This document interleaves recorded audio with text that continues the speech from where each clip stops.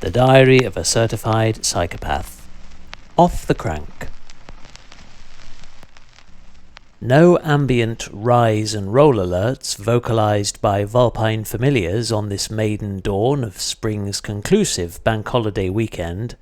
nor any ill-timed texts informing me in both brusque shorthand and resonant Morse code that a backlog of move goals awaited urgent fulfilment. Instead, the ominous spectacle that caused my eyelids to part of their own volition was a melancholy monochrome collage of precipitous cloud formations, which had been disgorging our climate prophets' accurately forecast drizzle throughout a morning bereft of one single sunny soliloquy, and would no doubt do its level best to saturate my already dampened spirits throughout today's parentally commissioned assignment,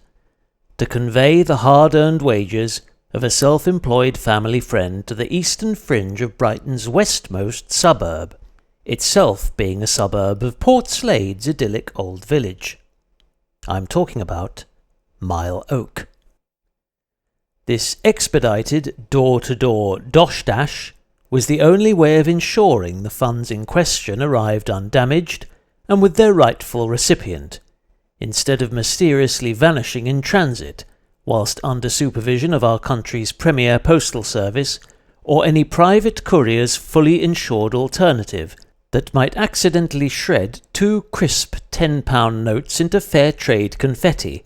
then sprint off after leaving the package in a safe place. After carrying out some shamefully hasty chain maintenance,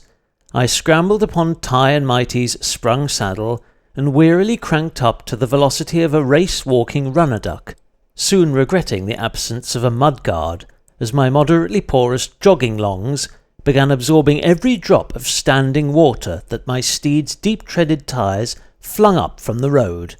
Felt the tell-tale flecks of a squall as I traversed the river, which had dilated to a mini-monsoon once I'd reached Southdown Road, causing me to dismount and shelter beneath its railway bridge, as a dozen carriages of human cargo rumbled overhead, drowning out the deluge's augmenting hiss. Roughly a mile later, another light shower swelled into a tiny torrent, triggering concern over my iPhone's limited liquid resistance, especially without its case's complimentary plastic poncho,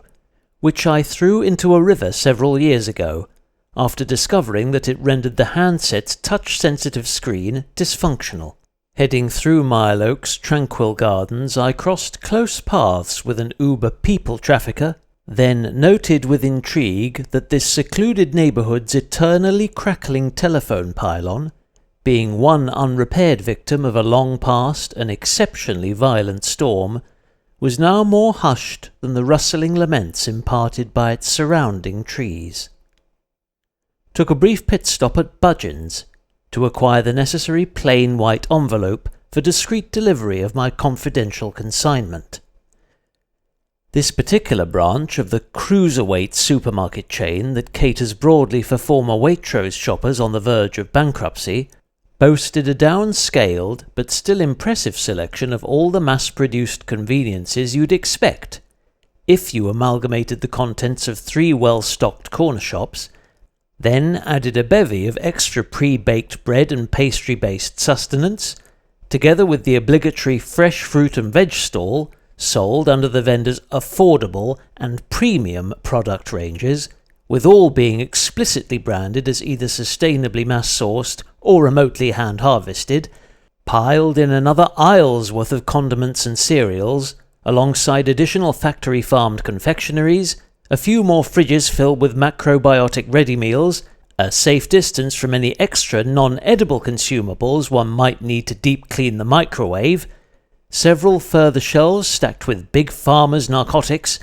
and finally ratcheted up the variety of every alcoholic beverage excluding canned cocktails, coloured Prosecco, and European lagers. The independent proprietors still have those covered. In light of such copious supplies and abundant choice, I was surprised by the store's comparatively stingy stationery section, which aside from staples, adhesives, biros, notepads, and other sundry office essentials, offered only a selection of greetings cards with tailored envelopes enclosed.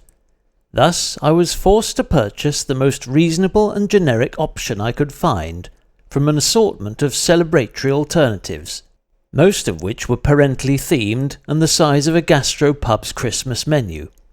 Mission accomplished, 1 measured mile later, and at the merciful end of a snail-paced chug up Chalky Road's 10% gradient, behind one of Uncle Larry's learner drivers, who'd stalled smack in front of a local upholsterer's Ford Transit.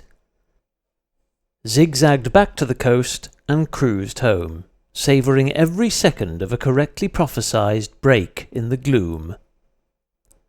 20-odd kilometres covered, at a fraction of the carbon footprint that our Royal Key Workers' motorised mail chariots would have racked up over a far longer journey, and, as I gleaned with a glance at Dr. Garmin, just before a flagging battery forced his senses into a state of dark standby, 1 arbitrary motion target decimated, within the space of 60 tolerably toilsome minutes, not to mention at least 5 pence per left turn in second-class stamp duty conserved, for a far more worthwhile investment, on my post-errand caffeine fix. I was also mindful, with a degree of satisfaction, of the considerable administrative and physical labour that would have been needlessly expended had this urgent letter travelled its usual scenic route via Burgess Hill's understaffed depot.